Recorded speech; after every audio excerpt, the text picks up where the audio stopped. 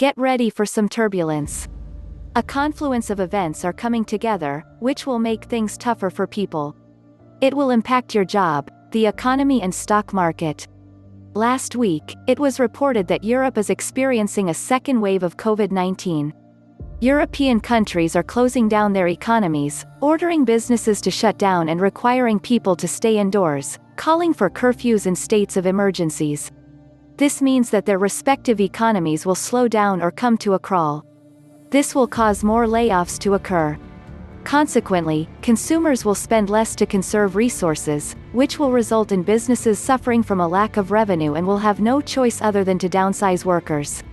As more people are thrown out of work, they'll also spend less, causing a downward economic spiral. Although we've hoped to get past the pandemic, danger still lurks around the corner and there could be a second and third wave of the outbreak. Optimistically, we hope that we'd miraculously muddle through this disease without incurring further casualties and deaths. It feels like this was a foolhardy dream. There's fear that what happened overseas may occur in the United States too. After 8 months of shutdowns, this is not what we want to hear. Just when we thought we were almost out of it, we're drawn back in again. The popular media opinion was that former Vice President Joe Biden would handily win the presidential election. The recent stock market volatility suggests that may not be the case. The sudden cascade of stock prices seems to indicate that either Trump will be re-elected or there will be a contested election. If we don't have a clear winner, things could get ugly.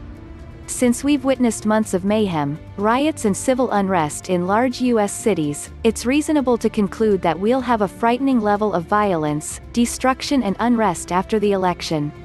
Both sides may claim victory, which could lead to actions that we don't want to even consider, as it would rip apart the country.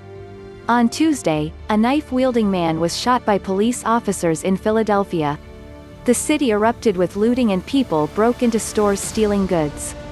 This, and past riots, may indicate a precursor of what may happen after the election. This may be the first time in modern history that a winner most likely won't be announced on November 3rd. You can sense the tension over what will happen and how ugly things may get. The holiday season is on the near horizon. Usually, this is a joyous time. People are happier. The mood generally improves. We smile and nod to people on the streets. Plans are made for parties, get-togethers with friends, company-sponsored holiday events and traveling to see relatives that you haven't been with for a while. That's not going to happen this year. For job seekers, the mood is dour.